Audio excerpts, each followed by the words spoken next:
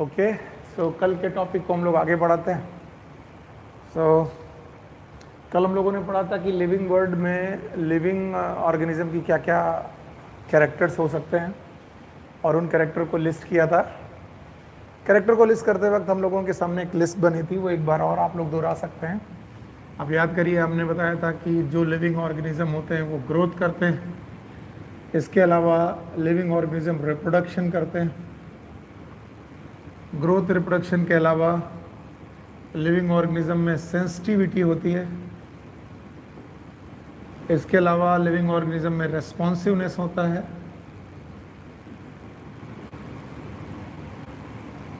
इसके अलावा ना मेटाबॉलिज्म होती है, यानी लिविंग ऑर्गेनिज्म मेटाबॉलिज्म करते हैं। ये 5 मेन कैरेक्टर के अलावा मैंने बताया था सेल्फ रेप्लिकेट कर सकते हैं। ओके, सेल्फ ऑर्गेनाइज होते हैं।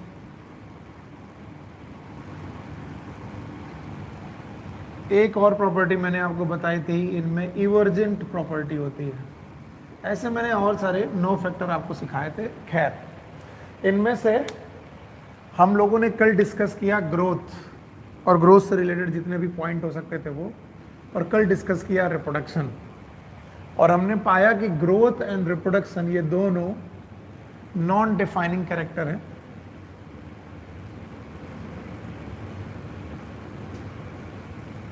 नॉन डिफाइनिंग कैरेक्टर का मतलब है जरूरी नहीं कि ये हर लिविंग ऑर्गेनिज्म के साथ एक कैरेक्टर एसोसिएट ही हो। इन दोनों में से जो ग्रोथ नाम का कैरेक्टर है वो लिविंग के साथ साथ नॉन लिविंग लोगों के बीच में भी होता है, ग्रोथ बाय एक्यूमुलेशन वाला कैरेक्टर। और इसके अलावा रिप्रोडक्शन वाला कैरेक्टर कल हम लोगों ने पढ़ाया था कि हर लिविंग ऑर्गेनिज्म जरूरी नहीं है कि रिप्रोडक्शन करे। जैसे कि कल हम लोगों ने एग्जाम्पल लिया था म्यूल का। तो जब म्यूल के बारे में बताया गया तो बताया गया वो एक स्टेराइल प्राणी है, और स्टेराइल प्राणी होने की वजह से हमने कहा कि वो रिप्रोडक्शन नहीं कर सकता। तो ज़रूरी नहीं कि दुनिया का हर लिविंग ऑर्गेनिज्म रिप्रोडक्शन करे ही, इसलिए वो डिफाइनिंग कैरेक्टर नहीं बन पाया। ठीक है, तो आज इतने सारे कैरेक्टर पढ़ाने के बाद, इन 2 कैरेक्टर पढ़ाने के बाद आज मैं मेटाबॉलिज्म नाम के कैरेक्टर की तरफ आगे बढ़ रहा हूँ। ऑल्दो अभी मैंने सेंसिटिविटी और रेस्पॉन्सिवनेस आपको नहीं पढ़ाई है, लेकिन आज का हमारा टॉपिक है metabolism. First of all, what is metabolism? वैसे तो बचपन से जब से हम लोगों ने पढ़ना चालू किया और हमने पाया कि मेटाबॉलिज्म को हम लोग एक ही डेफिनेशन से बोलते हैं, it is some total of all chemical reaction. Sum total of all chemical reaction occurring in living cell। किसी भी जीवित कोशिका के अंदर होने वाली सारी sum total of all chemical reactions, इनको हम लोग मेटाबॉलिज्म कहते हैं, या फिर occurring in living body. Living cell के अलावा लिविंग बॉडी में भी जितनी भी रिएक्शंस हो रही हैं उन्हें हम लोग मेटाबॉलिज्म की संज्ञा देंगे। एक ही बात है कि मेटाबॉलिज्म में जो सम total of all chemical reaction है ये कैसे डिफाइन की जा सकते हैं, तो उनको समझने के लिए मैं आपसे बताना चाहता हूं कि जब सेल बनी, ध्यान से समझिएगा, जब इस दुनिया में सेल बनी तो सेल के अंदर आया प्रोटोप्लाज्म। याद रखना, प्रोटोप्लाज्म। और इस प्रोटोप्लाज्म के अंदर यू नो दैट न्यूक्लियस भी रहा और साइटोप्लाज्म भी आया, और इस साइटोप्लाज्म में आए बायोमॉलिक्यूल्स। बहुत आसानी से समझने की कोशिश कीजिए। इस साइटोप्लाज्म के अंदर कंपाउंड्स,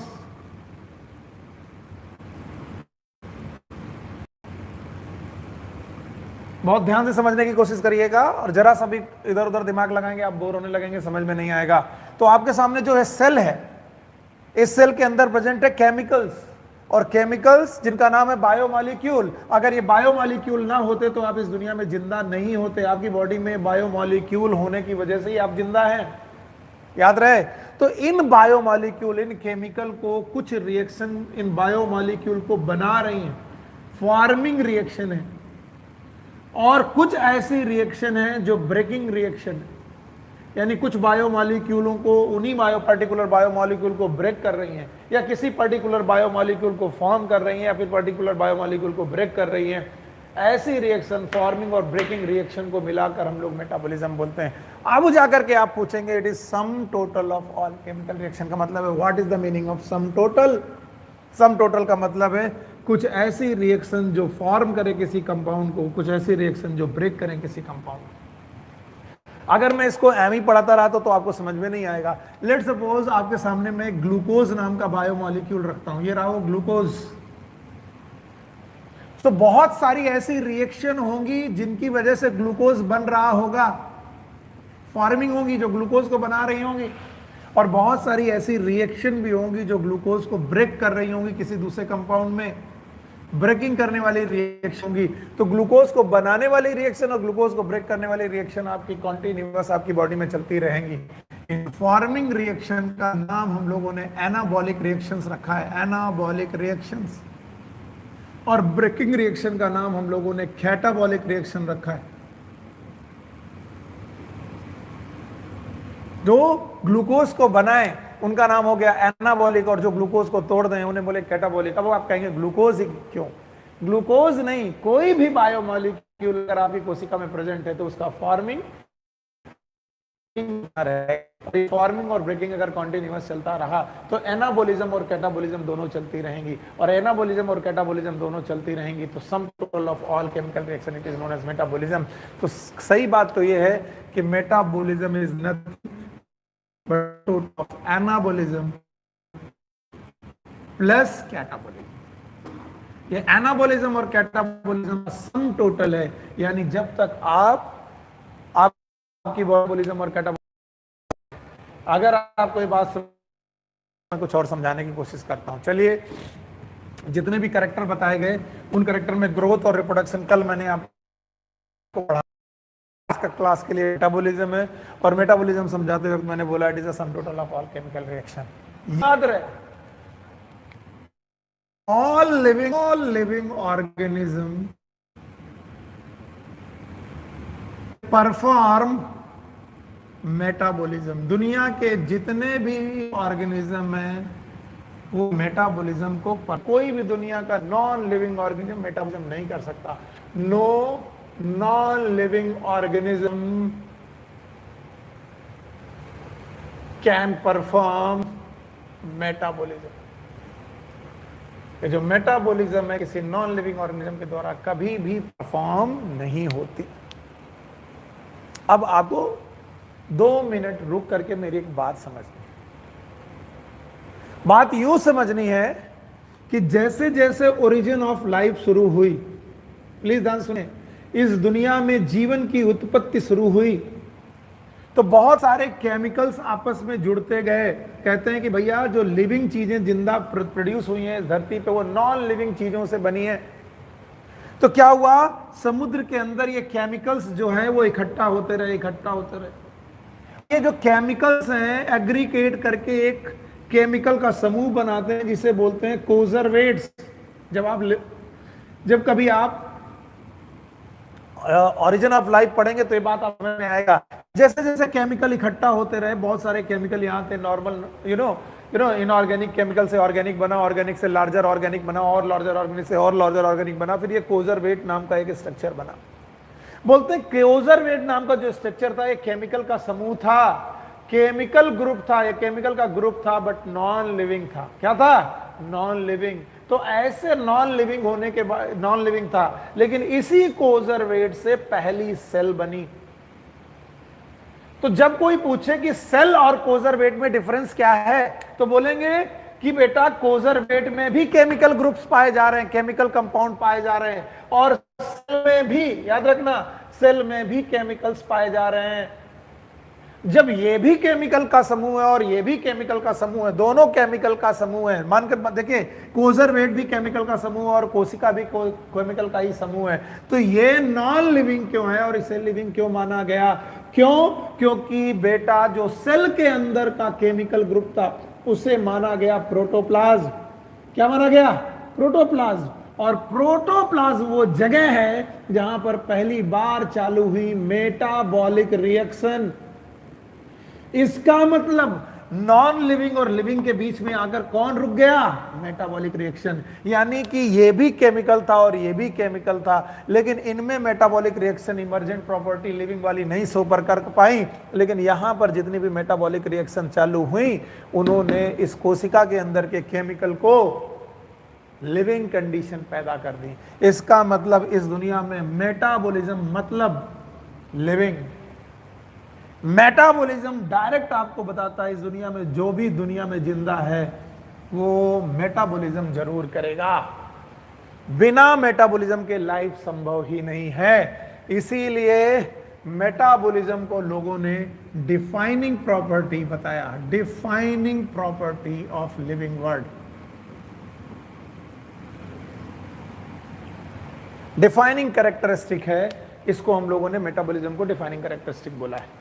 तो सी हम लोगों ने बहुत सारी बातें की, एक बार रिवाइज करते हैं और फिर धीरे धीरे आगे बढ़ते हैं। चलो, what is metabolism? It is a some total of all chemical reactions occurring inside the body. Body के अंदर होने वाली सारी sum total of all chemical reactions हैं। हमने कहा कि ये जो हमारी कोशिका है, ये कोशिका बायोमॉलिक्यूल की बनी है, केमिकल कंपाउंड की बनी हुई है, और उस बायोमॉलिक्यूल को बनाने वाली रिएक्शन का नाम हम लोगों ने रखा एनाबॉलिज्म, और तोड़ने वाली रिएक्शन का नाम रखा कैटाबॉलिज्म। तो there are two kind of reactions, one is known as anabolism, दूसरा कैटाबॉलिज्म। एनाबॉलिज्म और कैटाबॉलिज्म के ग्रुप को, या फिर एनाबॉलिज्म और कैटाबॉलिज्म के इन सम टोटल को हम लोगों ने बोला मेटाबॉलिज्म। फिर मैंने आपको बताया जैसे जैसे इस जीवन की उत्पत्ति हुई, हमारे समुद्र में पाए जाने वाले केमिकल कंपाउंड इनऑर्गेनिक से ऑर्गेनिक, ऑर्गेनिक से लार्जर ऑर्गेनिक, लार्जर ऑर्गेनिक से कोजरवेट्स बने। कभी कोई पूछे व्हाट इज कोजरवेट, तो बताइए केमिकल का समूह ही है। पर पूछे कोई बोले कि ये लिविंग है कि नॉन लिविंग, तो बोलो नॉन लिविंग। लेकिन कोजरवेट से जो पहली सेल बनी वो लिविंग क्यों है? वो भी केमिकल कंपाउंड है, लेकिन उन दोनों के बीच में क्या बीच में आ गई? Metabolic reactions. ओके, सो मेटाबॉलिज्म इस दुनिया में जहां जहां है वहां वहां पर लिविंग कंडीशंस जरूर होंगी। मेटाबॉलिज्म मतलब living conditions. Okay, one thing more, जब भी मेटाबॉलिक रिएक्शंस हो रही होंगी, let's suppose a compound B नाम के कंपाउंड में चेंज हो रहा है। ओके, ये ए नाम का जो सबस्ट्रेट है ई नाम के किसी प्रोडक्ट में चेंज हो रहा है, तो ये एक केमिकल रिएक्शन ही है, लेकिन this chemical reaction will be catalysed. ये केमिकल रिएक्शन कैटलाइज्ड होगी और इसको कैटालिसिस करने वाले कैटलिस्ट का नाम होगा एंजाइम्स। फिर सुनिए, these are known as enzymes. So we can say all the metabolic reactions are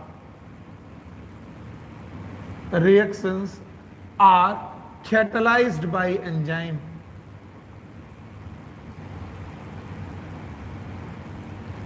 तब मैं आपसे सोचने के लिए बोलूंगा कि एक नॉर्मल रिएक्शन चल रही हो स्मॉल ए से स्मॉल बी, ये नॉर्मल रिएक्शन स्मॉल ए से small B reaction chemical reaction normal chemical reaction कहलाएगी। लेकिन वहीं पर एक कैपिटल ए कैपिटल बी के दूसरी एक रिएक्शन चल रही है और उस रिएक्शन को आपने बोला कि सर ये मेटाबॉलिक रिएक्शन है। तो मैंने पूछा कि मेटाबॉलिक रिएक्शन भी तो एक केमिकल रिएक्शन है। आपने कहा ठीक है सर, मेटाबॉलिक रिएक्शन भी एक केमिकल रिएक्शन है, नॉर्मल रिएक्शन की तरह केमिकल रिएक्शन है, लेकिन फिर भी इसे मेटाबॉलिज्म क्यों नहीं बोल रहे हैं और इस रिएक्शन को मेटाबॉलिज्म क्यों बोल रहे हैं? क्योंकि इन दोनों रिएक्शन में एक ही डिफरेंस है, दैट इज एंजाइम्स। इसका मतलब इस दुनिया में वो सारी रिएक्शंस जो एंजाइम की प्रेजेंस में हो रही हैं, they are known as metabolic reactions. इन्हें बोलेंगे मेटाबॉलिक रिएक्शंस। तो अभी अभी मैंने तुम्हें बताया कि कोशिका के अंदर पाए गए प्रोटोप्लाज्म में ऐसी क्या खास बात थी जो कोजरवेट में नहीं थी? यस, प्रोटोप्लाज्म में पाए गए जो भी प्रोटोप्लाज्म था उनमें जो भी बेटा रिएक्शंस चल रही थी वो कैटलाइज्ड हो गई थी। ये नॉर्मल कैटालिसिस नहीं हुई थी बल्कि एंजाइम की प्रेजेंस में हुई थी, और एंजाइम्स की प्रेजेंस में कैटलाइज होने की वजह से हम लोगों ने इन रिएक्शन का नाम लिविंग रिएक्शन रख दिया और इन लिविंग रिएक्शन को हम लोगों ने मेटाबॉलिक रिएक्शन बोला। तो देखा जाए, प्रोटोप्लाज्म ना होता तो एंजाइम ना होते, मेटाबॉलिक रिएक्शन ना होती और इसका मतलब इस दुनिया में जीवन ना होता। इसलिए प्रोटोप्लाज्म को हम लोग फिजिकल बेसिस ऑफ लाइफ बोलते हैं। Physical basis of life. अगर इस दुनिया में प्रोटोप्लाज्म ना होता तो दुनिया में लाइफ भी ना होती। क्यों? क्योंकि प्रोटोप्लाज्म ना होता तो मेटाबॉलिज्म ना होती, और मेटाबॉलिज्म ना होती तो लिविंग कंडीशंस ना होती। क्या आप इस बात को समझ पाए कि भाई मेटाबॉलिज्म कितनी इंपॉर्टेंट चीज है? ओके, अब वो आपको कुछ बातें और समझाने की कोशिश करते हैं। वो कहते हैं कि सर जी आप टेस्ट ट्यूब ले लो। मैंने कहा ठीक है भाई, टेस्ट ट्यूब ले लिया। ओके, और बोलते हैं टेस्ट ट्यूब में आप कुछ सबस्ट्रेट डाल दो। ठीक है, मैंने कहा मैंने सबस्ट्रेट डाल दिया। बोलते हैं इस सबस्ट्रेट में कुछ आप एंजाइम डाल दो। मैंने कहा ठीक है भाई, एंजाइम डाल दिया। तो हमने कहा टेस्ट ट्यूब में ओके कुछ सबस्ट्रेट है, एक या दो सबस्ट्रेट प्रेजेंट हैं और एंजाइम प्रेजेंट हैं, तो क्या वहां पर मेटाबॉलिक रिएक्शन होने लगेंगी? यस, बिल्कुल होने लगेंगी, क्योंकि मेटाबॉलिक रिएक्शन के लिए मैंने बताया है कि this reaction must be catalysed bye enzyme. तो टेस्ट ट्यूब में होने वाली वो रिएक्शन जो एंजाइम की प्रेजेंस में कैटलाइज्ड हो रही हैं, उन्हें हम लोग मेटाबॉलिक रिएक्शन बोलेंगे। यस, तो बताओ क्या इन रिएक्शन को हम लिविंग रिएक्शन बोल सकते हैं? बिल्कुल, घबराना मत, खूब बिंदास तरीके से बोलिए कि यस, यहां पर ये रिएक्शन लिविंग रिएक्शन है। पर क्या ये लिविंग रिएक्शन होने की वजह से, इस लिविंग रिएक्शन होने की वजह से ये टेस्ट ट्यूब पूरी की तरह लिविंग हो गई? नो, टेस्ट ट्यूब को हम लोग लिविंग नहीं बोल पाएंगे। क्यों नहीं बोल पाएंगे? क्योंकि ये तो एक फिजिकल थिंग है। ऑल्दो इसके अंदर लिविंग रिएक्शन चल रही है, तो हम बड़ी अजीब पसोपेश में आ जाते हैं कि ये ना तो हमें लिविंग लगता है और ना तो ये नॉन लिविंग लगता है। क्यों? क्योंकि लिविंग होने के लिए मेटाबॉलिज्म चाहिए। मेटाबॉलिज्म रिएक्शन चल रही है तो इसे लिविंग बोलिए सर। लेकिन अगर मैं मेटाबॉलिक रिएक्शन कहूं, लिविंग रिएक्शन चल रही है, तो इस टेस्ट ट्यूब को लिविंग माना जाए? No, test tube is not living. Then sir ये लिविंग और नॉन लिविंग को सही ढंग से डिफाइन करने लायक बात नहीं है। और पहला ही क्वेश्चन सबसे बड़ा क्वेश्चन होता है कि ये कौन सी बात हो गई?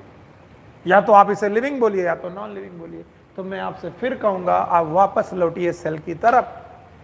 जब आप सेल के अंदर जाते हैं, सेल के अंदर जाते हैं, प्लीज ध्यान से समझिए, यहां पर प्रोटोप्लाज्म है। यस, प्रोटोप्लाज्म है। तब मैं बोलूंगा कि इस प्रोटोप्लाज्म में एक मेटाबॉलिक रिएक्शन है कि मैनी मेटाबॉलिक रिएक्शन है? Yes, many metabolic reaction. Okay, और ये जो मैनी मेटाबॉलिक रिएक्शंस चल रही हैं, बहुत सारी मेटाबॉलिक रिएक्शंस चल रही हैं, ये सब की सब ऑल मेटाबॉलिक रिएक्शन मिल करके, ऑल मेटाबॉलिक रिएक्शन मिल करके एक स्टेट पैदा करती हैं, और उस स्टेट को हम लोग लिविंग स्टेट बोलते हैं। क्या बोलते हैं? Living state. और ये लिविंग स्टेट तभी पॉसिबल है जब एक मेटाबॉलिक रिएक्शन हो, दो रिएक्शन हो, तीन रिएक्शन हो, कि all, it is all metabolic reaction. तो कोशिका को लिविंग हम इसलिए बोल पाए, सेल को लिविंग हम इसलिए बोल पाए कि यहां पर होने वाली all metabolic reactions, all metabolic reactions जो हैं वो एक साथ चल रही हैं। तो एक लिविंग रिएक्शन से आप जिंदा नहीं हो जाते कि सर मेरे अंदर एक ग्लूकोज बनने लगा और ग्लूकोज बनना ही मुझे जिंदा रखा है। नहीं, मेरे अंदर बनने वाले सारे बायोमॉलिक्यूल मेरे जिंदा रहने के लिए बहुत जरूरी है। इसलिए इस कोशिका में होने वाले सारे की सारी मेटाबॉलिज्म बहुत ज्यादा जरूरी है लिविंग कंडीशन के लिए। अब वापस आइए टेस्ट ट्यूब में। टेस्ट ट्यूब में क्या सारी मेटाबॉलिक रिएक्शन चल रही है? नो, वहां पर केवल एक रिएक्शन चल रही है, और वो एक या दो रिएक्शन इसे लिविंग कंडीशन नहीं बना सकती। फिर से क्वेश्चन, क्या सर यहां पर कोशिका की सारी लिविंग कंडीशंस पैदा कर दी, कोशिका की सारी रिएक्शन अगर मैं टेस्ट ट्यूब में कराने लगूं तो क्या टेस्ट ट्यूब को लिविंग माना जाएगा? मैं कहूंगा करा के तो देखिए, क्योंकि सारी लिविंग कंडीशन, सारी मेटाबॉलिक रिएक्शन कराने के लिए यहां नॉर्मल केमिकल नहीं चाहिए। नॉर्मल केमिकल की बजाय क्या चाहिए? प्रोटोप्लाज्म। और भाइयों बहनों, प्रोटोप्लाज्म बंद बोतलों में नहीं होता। आपको टेस्ट ट्यूब में प्रोटोप्लाज्म नहीं मिलेगा, और प्रोटोप्लाज्म केवल मिलता है सेल के पास। इसीलिए सेल का दूसरा नाम, कोशिका का दूसरा नाम प्रोटोप्लास्ट भी है। प्रोटोप्लास्ट वो स्ट्रक्चर जो प्रोटोप्लाज्म को अपने अंदर रखे, उस स्ट्रक्चर को ही हम लोग प्रोटोप्लास्ट या सेल बोलते हैं। आप ध्यान समझिए, कि अगर टेस्ट ट्यूब में प्रोटोप्लाज्म प्रेजेंट हो और फिर होगा, तब मैं कहूंगा कि भैया प्रोटोप्लाज्म टेस्ट ट्यूब में रख करके सारी मेटाबॉलिक रिएक्शन की ही नहीं जा सकती। तब आप कहेंगे सर सारी मेटाबॉलिक रिएक्शन करनी है तो करें कहां? तब हम कहेंगे केवल एक ही जगह पॉसिबल है कि सारी मेटाबॉलिकल रिएक्शन केवल सेल में ही परफॉर्म की जा सकती है।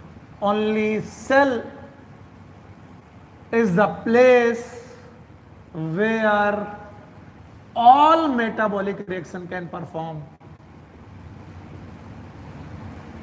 B perform. और अगर सारी मेटाबॉलिक ही की जा सकती हैं तो सेल के अलावा दुनिया में और कोई चीज नहीं हो सकती। इसीलिए बेटा हमने बचपन से पढ़ा है सेल इज, याद करो हम लोगों ने बचपन से पढ़ा है कि cell is a structural and functional unit of life.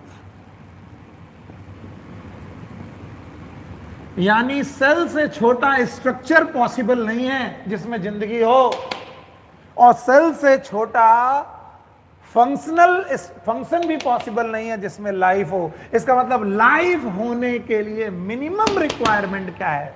Cell. कई बार सेल इज फंडामेंटल, ये शब्द भी लिख देते हैं, fundamental structural and functional unit of life. इसका मतलब सेल से छोटी चीज जिसमें लाइफ हो पॉसिबल ही नहीं है। याद रहेगा, सेल ही सबसे छोटी चीज है जिसमें लाइफ हो सकती है। सेल से छोटी चीज और कोई नहीं है जिसमें लाइफ हो। इसीलिए क्यों? क्योंकि सेल ही छोटी सी छोटी चीज है जहां पर कौन सी रिएक्शन हो रही है? Metabolic reaction. इसलिए अगर मेटाबॉलिज्म डिफाइनिंग प्रॉपर्टी है तो याद रखना मेटाबॉलिज्म कहीं भी नहीं बल्कि सेलुलर ऑर्गेनाइजेशन में होती है। तो आप याद रखने सेलुलर ऑर्गेनाइजेशन, सेल का organisation is also a defining property, it is a defining property of living being.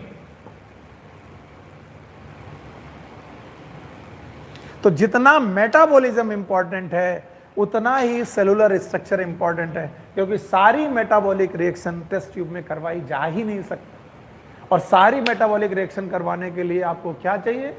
आपको चाहिए साइटोप्लाज्म या प्रोटोप्लाज्म। और प्रोटोप्लाज्म क्या बंद बोतलों में मिलता है? क्या आपको किसी टेस्ट ट्यूब में मिलता है? नहीं मिलता है। इसका मतलब प्रोटोप्लाज्म कहाँ मिलता है सर? सेल के अंदर।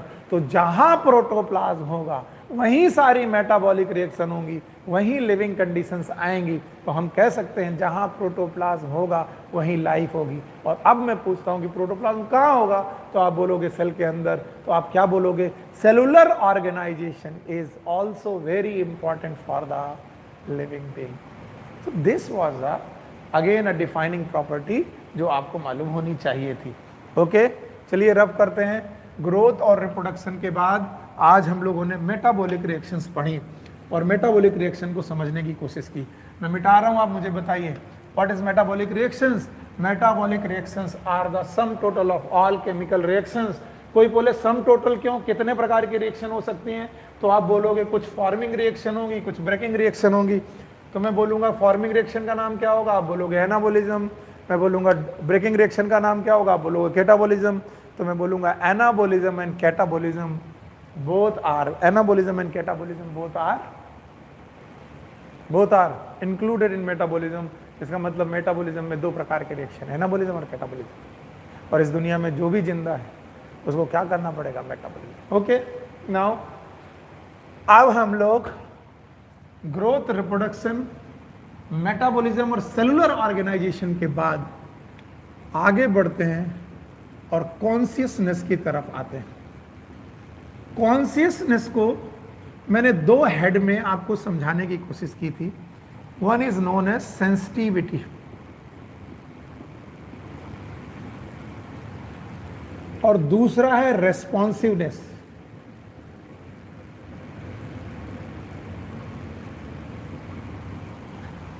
One is known as sensitivity, another one is known as responsiveness. Sensitivity और responsiveness को समझने के लिए सबसे पहले समझिए stimulus.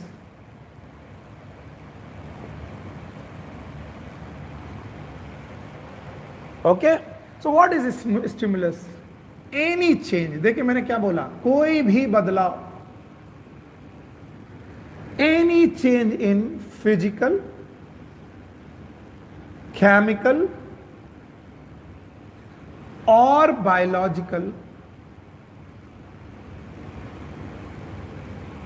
any change in physical, chemical and biological aspect is known as stimulus. मेरे चारों तरफ अगर कोई फिजिकल बदलाव हो रहा है, मान लीजिए एक बॉल इधर से इधर जा रही है, मेरे सामने एक प्राणी इधर से निकल गया, या फिर कोई भी मूविंग चीज आ रही है, या कोई भी फिजिकल चेंज, सनलाइट आ रही है, अंधेरा हो रहा है, एनी फिजिकल चेंज, या मेरे अंदर या मेरी बॉडी के अंदर या मेरी बॉडी के बाहर कोई केमिकल चेंज हो जाए, या मेरी बॉडी के अंदर कोई बायोलॉजिकल चेंज हो जाए, तो any change which is physical, chemical और biological, it is known as stimulus. मैं ये मेरे पास मार्कर है, मैं आपकी तरफ फेंकूं और मार्कर आपके पास आए, कैसा चेंज होगा? Physical change. तो कोई भी चेंज जो इस दुनिया में प्रेजेंट है, या तो फिजिकल है या केमिकल है या बायोलॉजिकल है, फिजिकल, केमिकल या बायोलॉजिकल जो चेंजेस हैं, इन चेंजेस को हम लोग बोलते हैं स्टिमुलस. याद रखना, स्टिमुलस को जो सेंस कर ले, यानी इन चेंजेस को अगर कोई सेंस करने की कैपेबिलिटी रखता है, इसे बोलते हैं सेंसिटिविटी. मैं बैठा हूं कमरे में, अचानक लाइट जली, मैंने देखा लाइट जल गई, it is known as sensitivity. Okay, sensitivity. अब ये लाइट जल गई तो मैं इस लाइट को रिस्पॉन्स करूंगा. हो सकता है लाइट बहुत ज्यादा ब्राइट हो, मैं आंखें बंद कर लूं. लाइट जली, मैंने जानना इट इज सेंसिटिविटी, लेकिन आंख बंद करना इस लाइट कॉल के लिए रिस्पॉन्स है. तो याद रखना, स्टिमुलस को सेंस करना it is known as sensitivity, और स्टिमुलस को रिएक्ट करना, to react the stimulus is known as it is responsiveness. तो याद रखना, अगर इस दुनिया में कोई भी ऑर्गेनिज्म है और उस ऑर्गेनिज्म में सेंसिटिविटी है और साथ में उसमें रेस्पॉन्सिवनेस है, तो सेंसिटिविटी और रेस्पॉन्सिवनेस दोनों को मिलाकर हम लोग क्या बोलेंगे? कॉन्शियसनेस है. ओके. अब बेटा, सेंसिटिविटी किस वजह से आती है? Due to sense organ. Sensitivity आने के लिए हमारे पास है sense organ. Like animals have the sense organ. इस दुनिया में सारे एनिमल के पास सेंस ऑर्गन है, और वो बेटा सेंस ऑर्गन के द्वारा ऑलमोस्ट सारे, कुछ लोअर ऑर्गेनिज्म के पास सेंस ऑर्गन नहीं है तो फिर रिसेप्टर होंगे. सेंस ऑर्गन या फिर रिसेप्टर्स हैं जिनके द्वारा वो इन्हें रिसीव कर सकते हैं, और रेस्पॉन्सिवनेस करने के लिए इनके पास बहुत सारे मोटर रेस्पॉन्सेस के लिए बहुत सारी चीजें. तो अगर मैं सेंस कर पा रहा हूं, इसका मतलब मेरे अंदर सेंसिटिविटी है, मेरे पास सेंस ऑर्गन है, इसका मतलब मैं लिविंग हूं. तो बोलते हैं consciousness is a living property, living character है. इस दुनिया में जो भी जिंदा है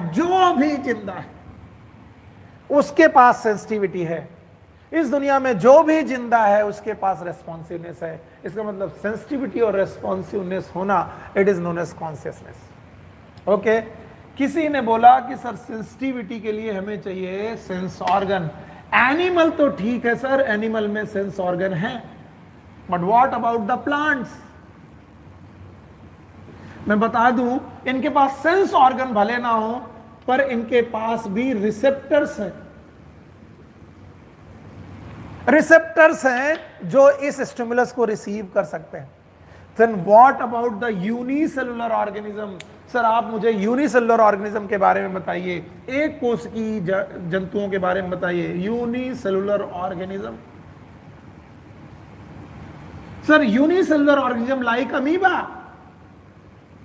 लाइक बैक्टीरिया, जिनके पास कोशिका ही एक है, तो क्या सर उनके पास सेंस ऑर्गन है? क्या सर उनके पास रिसेप्टर हैं? सर इसे डिटेल में बताइए. तो सर मान लीजिए एनिमल इज लिविंग, उसमें कॉन्शियसनेस है क्योंकि उसके पास सेंस ऑर्गन है. सर मान लिया प्लांट लिविंग है, लिविंग प्लांट के पास रिसेप्टर है, वो फोटो पीरियड को रिस्पॉन्स कर सकते हैं, लॉन्ग डे प्लांट हो सकते हैं, शॉर्ट डे प्लांट हो सकते हैं, मान लिया सर. लेकिन अब आप मुझे यूनिसेलुलर ऑर्गेनिज्म के बारे में बताइए, क्या अमीबा और पैरामीशियम के पास भी रिसेप्टर हैं? मैं फंस जाऊंगा, क्योंकि ना मुझे वहां सेंस ऑर्गन दिखाई पड़ेंगे, ना मुझे वहां रिसेप्टर दिखाई पड़ेंगे. फिर क्या करें? फिर हम देखते हैं कि यार कॉन्शियसनेस तो सेलुलर लेवल पर, प्रोटोप्लाज्म लेवल पर होती है।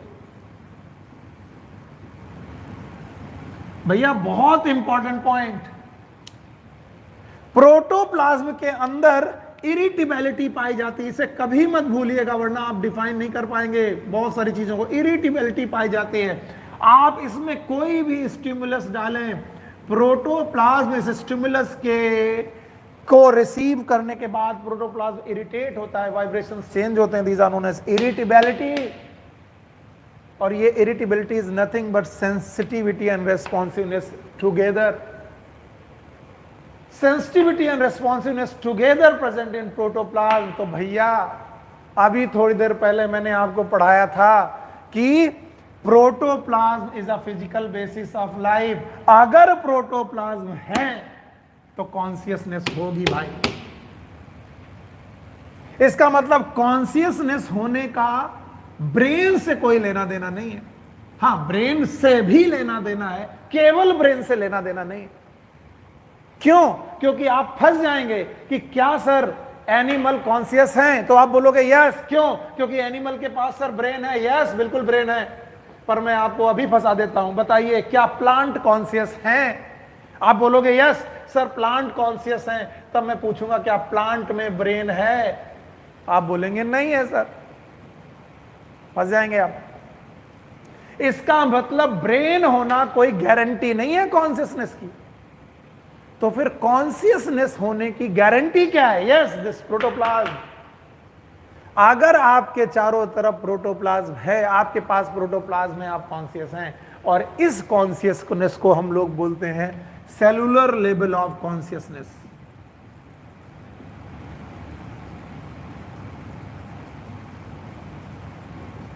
और अभी आपको मैंने बताया था, भूल गए आप शायद, मैंने बताया था जिंदा रहने के लिए मेटाबॉलिज्म जरूरी है, और मेटाबॉलिज्म के लिए साइटोप्लाज्म जरूरी है। इसका मतलब अगर आप जिंदा रहना चाहते हैं तो मेटाबॉलिज्म करना पड़ेगा, मेटाबॉलिज्म करना चाहते हैं तो प्रोटोप्लाज्म करना जरूरी होगा। और मेटाबॉलिज्म को मैंने डिफाइनिंग प्रॉपर्टी बताया। तो जहां जहां मेटाबॉलिज्म वहां वहां प्रोटोप्लाज्म।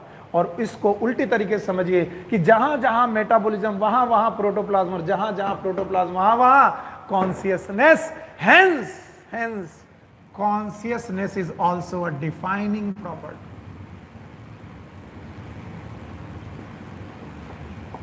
Consciousness भी एक डिफाइनिंग प्रॉपर्टी हो गई। समझ गए?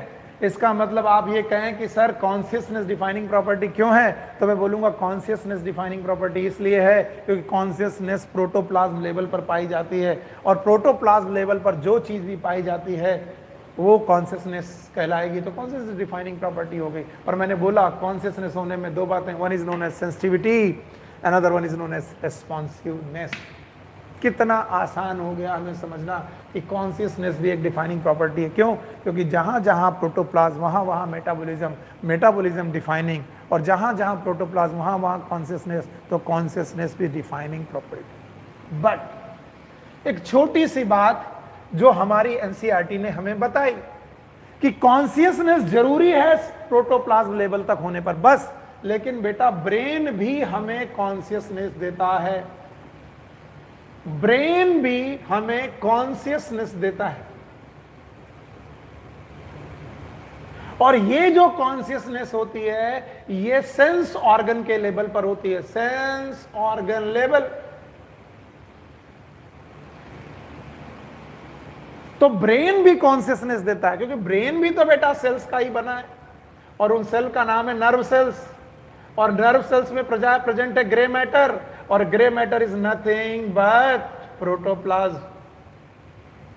तो भैया ब्रेन कोई ऐसा अलग से चीज नहीं है, ब्रेन भी कोशिकाओं का बना है, और ब्रेन का जो कॉन्शियसनेस है वो बेटा सेंस ऑर्गन लेवल पर है। हम देख पा रहे हैं, हमारी आंखें सेंस ऑर्गन, आंखें देख पा रही है, कान सुन पा रहे, टंग टेस्ट को ले पा रही है, नाक स्मेल को ले पा रही है, स्किन इसको टच को समझ पा रही है। इसका मतलब ये ब्रेन का जो कॉन्शियसनेस है ये सेलुलर कॉन्शियसनेस के से अलग है, लेकिन उसी की प्रॉपर्टी से इमर्ज हुआ। वन मोर थिंग, ब्रेन रखने की वजह से ह्यूमन में इंटेलिजेंस आ गया। ह्यूमन दे गॉट इंटेलिजेंस, और इंटेलिजेंस आने की वजह से अकेला human is the only animal जो सेल्फ कॉन्शियस है, जो अपने बारे में कॉन्शियस है, सेल्फ कॉन्शियस है। Human is the only animal which is known as self conscious. याद रखना, कॉन्शियसनेस सब में होती है, हर लिविंग ऑर्गेनिज्म में होती है, चाहे वो यूनिसेलुलर से चले मल्टी सेलुलर तक जाइए, prokaryote, eukaryote, everywhere there is a consciousness. लेकिन सेल्फ कॉन्शियसनेस केवल और केवल ह्यूमन बीइंग में होती है। ह्यूमन बीइंग के अलावा इस दुनिया में सेल्फ कॉन्शियसनेस कैसे? हम देखते हैं कि हमने क्या कपड़े पहने, हम देखते हैं कि हम क्या बोल रहे हैं, हम देखते हैं कि हमें कैसा व्यवहार करना। जानवर ऐसा व्यवहार, दूसरे जानवर ऐसा व्यवहार नहीं करते, वो कहीं पर भी कुछ भी कर सकते हैं। सो सेल्फ कॉन्शियसनेस इंटेलिजेंस की वजह से आया, और इंटेलिजेंस की वजह से ही, क्योंकि ये ब्रेन से चालू होती है, और इंटेलिजेंस की वजह से हम लोग सेल्फ कॉन्शियस हुए। तो प्लीज, जो लोग भी इस दुनिया में कॉन्शियसनेस को ब्रेन की प्रॉपर्टी मान लेते हैं वो ठीक मानते हैं, लेकिन केवल ब्रेन की प्रॉपर्टी मान लेते हैं वो गलत मानते हैं। ब्रेन ना होने के बावजूद भी देयर में भी कॉन्शियसनेस, बिना ब्रेन की भी कॉन्शियसनेस हो सकती है। प्लांट इसका एग्जाम्पल है। तो याद रहे, कॉन्शियसनेस केवल ब्रेन की प्रॉपर्टी हो, इसे छोड़ दीजिए, इसे मत टेंशन लीजिए, ऐसा मत समझिए कि ब्रेन की प्रॉपर्टी है। इसीलिए consciousness is the property of all living organism. Her living organism की प्रॉपर्टी है, वेदर इट इज प्रोकैरियोट और यूकैरियोट्स और प्लांट्स और एनिमल। इस दुनिया में जितने लोग हैं वो सब के सब कॉन्शियस हैं।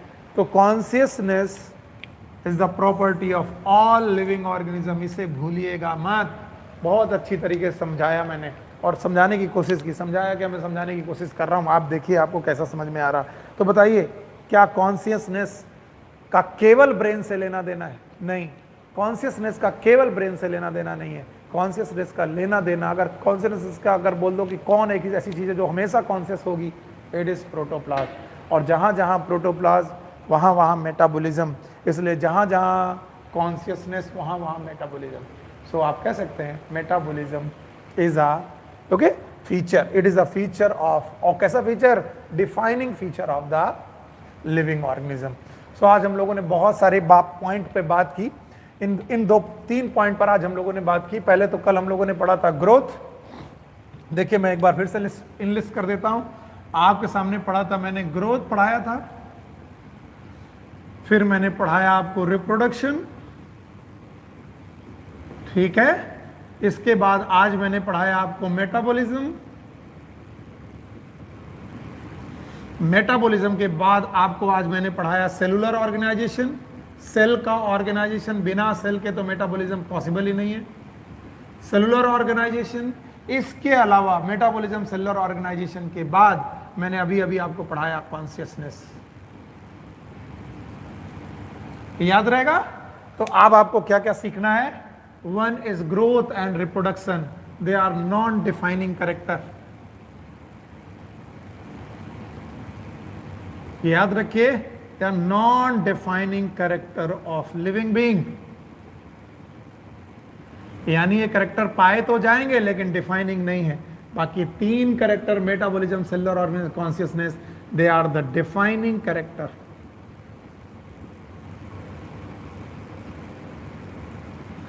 Of living being. देखिए, और ये सबसे ज्यादा पूछा जाने वाला क्वेश्चन है। इतना पढ़ने के बाद सबसे ज्यादा पूछा जाने वाला यही क्वेश्चन है, कौन डिफाइनिंग, कौन नॉन डिफाइनिंग। इसी को पूछ करके लोग नीट क्रॉस कर रहे हैं और समझ रहे हैं। सो आपके सामने defining and non defining character आ गया। अच्छा, एक फेमस क्वेश्चन है जो एनसीईआरटी आपसे पूछती है, उस क्वेश्चन को मैं आपके सामने रखता हूं। एनसीईआरटी ये क्वेश्चन आपको एक पैराग्राफ के रूप में पूछती है, और वो पूछती है there is a human being.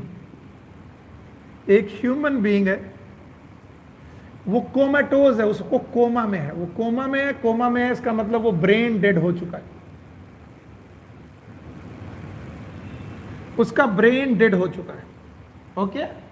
दूसरा ये भी बोलती है कि कोमा के साथ साथ उसका हार्ट ऑलमोस्ट फंक्शन करना बंद कर चुका है, लंग ऑलमोस्ट फंक्शन करना बंद कर चुका है।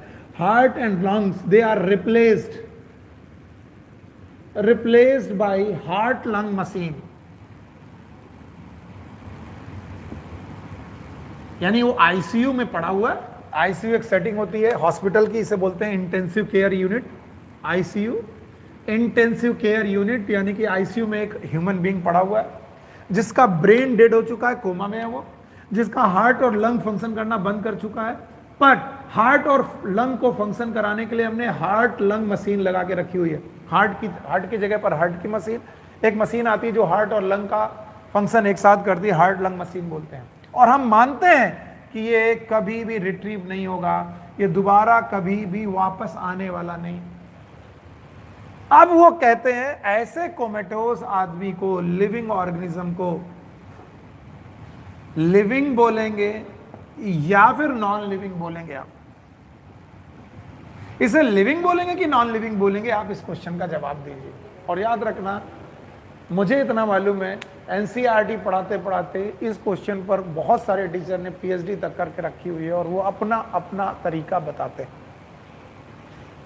कि भाई वो लिविंग भी है, नॉन लिविंग भी है, कॉन्शियस भी है, नॉन कॉन्शियस भी। अगर कोमा है तो हम लोग एक बात तो कह सकते हैं कि सर वो अनकॉन्शियस है, अनकॉन्शियस है। और अगर अनकॉन्शियस है तो कॉन्शियसनेस तो नहीं है, और कॉन्शियसनेस नहीं है तो इसको नॉन लिविंग बोलना चाहिए। यस, मैं बोल रहा हूं अनकॉन्शियस है, ब्रेन डेड है, इसका मतलब ये डेथ है, ये डेथ है। फिर भी बेटा इसके हार्ट और लंग को मशीन के द्वारा चलाया जा रहा है, बट इसकी कोशिकाओं में, बाकी कोशिकाओं में, लिवर की कोशिकाओं में, किडनी की कोशिकाओं में या फिर स्किन की कोशिकाओं में ब्लड पंप किया जा रहा है। बाकी सेल उसकी लिविंग है, बाकी सेल उसकी बॉडी की लिविंग है, हार्ट, लंग और ब्रेन को छोड़कर बाकी सेल उसकी लिविंग है। क्यों? क्योंकि हमने करवा रहे हैं उसे। तो अब बताइए इसे लिविंग बोलें कि नॉन लिविंग बोलें? तो मैं कहूंगा it is living at cellular level. क्यों? क्योंकि अगर सेल लिविंग है, सेल अगर लिविंग है तो इसका मतलब उसका प्रोटोप्लाज्म जिंदा है, और प्रोटोप्लाज्म जिंदा है इसका मतलब उसके प्रोटोप्लाज्म में कॉन्शियसनेस है, और अगर प्रोटोप्लाज्म में कॉन्शियसनेस है तो प्रोटोप्लाज्म में मेटाबॉलिज्म है, प्रोटोप्लाज्म में मेटाबॉलिज्म है। तो लोग बोलते हैं ये आदमी अनकॉन्शियस है। मैं कहता हूं हाँ ये आदमी अनकॉन्शियस है, लेकिन ब्रेन के लेवल पर अनकॉन्शियस है, सेल के लेवल पर अभी भी कॉन्शियसनेस है, क्योंकि जहां जहां मेटाबॉलिज्म वहां वहां कॉन्शियसनेस। ब्रेन के लेवल पर इट इज अनकॉन्शियस। तो मैं बोलूंगा कि सेलुलर लेवल पर कॉन्शियसनेस भी है, मेटाबॉलिज्म भी है, लेकिन ब्रेन के लेवल पर अनकॉन्शियस है। और याद रखना इसका सेल्फ कॉन्शियस नेचर नहीं है। सेल्फ कॉन्शियस नेचर ये केवल ब्रेन से आता है, इसका मतलब ये ब्रेन के द्वारा लिविंग नहीं है। तो हम इसे लिविंग बोलें कि नॉन लिविंग बोले? ये मेडिकल साइंस का सबसे बड़ा क्वेश्चन है कि अब इसे जिंदा बोले कि मृत बोले। तो भैया medical science brain dead organism को डेड घोषित कर देती है। और नहीं तो इस क्वेश्चन का जवाब दीजिए कि जब हम ऑर्गन का ट्रांसप्लांट करते हैं तो क्या हम जिंदा ऑर्गेनिज्म से उसका लीवर निकाल लेते होंगे? मैंने बोला लेट सपोज मैं अपने लीवर को फ्लेस करूंगा, मैं लीवर को अपना दान कर दूंगा, तो क्या मेरे जिंदा रहते हुए मेरा लीवर निकाला जाएगा? नहीं, मैं मर जाऊंगा, उसके बाद मेरा लीवर निकाल करके दूसरे को दिया जाएगा। इसका मतलब मेरे मरने के बावजूद भी मेरा लीवर जिंदा है, तभी तो काम आएगा। तो इसका मतलब मैं लीवर के लेवल पर जिंदा हूं। क्यों? क्योंकि मेरे लीवर में की सेल में क्या है? कॉन्शियसनेस, मेटाबॉलिज्म है, पर मैं ब्रेन से मर चुका हूं। तो मुझे मृत घोषित करने के लिए डॉक्टर आएगा, और डॉक्टर किस बात पर मृत घोषित करेगा? कि मेरा लीवर जिंदा है इसलिए मैं जिंदा हूं? नहीं, वो कहेगा भैया ये ब्रेन डेड हो गए, इसका मतलब इनको मौत आ चुकी है। तो brain did it is a clinical death. Clinical death हम मान लेते हैं, ब्रेन लेवल पर डेथ है, इसे क्लिनिकल डेथ मान लेते हैं। तो कई बार लोग अनकॉन्शियस को बोल देते हैं कि कॉन्शियसनेस एक एक्सेप्शन है। कभी मत मानिएगा। वो बोलते हैं कि metabolism is defining property without any exception, और कुछ लोग बोल देते हैं कि consciousness is a defining property without exception in the common. No, consciousness भी defining property without any exception, क्योंकि वहां पर हम कॉन्शियसनेस ब्रेन लेवल की नहीं कर रहे बल्कि साइटोप्लाज्म लेवल की कर रहे हैं। तो साइटोप्लाज्म लेवल की कॉन्शियसनेस ही रियल कॉन्शियसनेस है। क्यों? क्योंकि ब्रेन की कॉन्शियसनेस अगर कॉन्शियसनेस मानी जाती तो बताइए प्लांट कॉन्शियस हुए कि अनकॉन्शियस हुए? प्लांट के पास तो ब्रेन ही नहीं है, अगर प्लांट के पास ब्रेन नहीं है तो उनको अनकॉन्शियस मानना जाना चाहिए, लेकिन फिर भी प्लांट को भी कॉन्शियस मानते हैं विदाउट ब्रेन। इसका मतलब कॉन्शियसनेस ब्रेन से ही हो ये जरूरी नहीं है, कॉन्शियसनेस को हम सेलुलर लेवल पर देखते हैं। तो कॉन्शियसनेस भी डिफाइनिंग प्रॉपर्टी हुई, मेटाबॉलिज्म भी डिफाइनिंग प्रॉपर्टी हुई, और विदाउट एनी एक्सेप्शन हुई।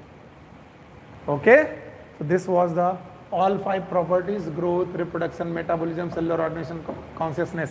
इसके बाद वाली प्रॉपर्टीज एंड डाइवर्सिटी और लास्ट, ये सब चीजें हम लोग कल की क्लास में आगे कंटिन्यू रखेंगे। So take care, good luck, bye bye. Ankit, अंकित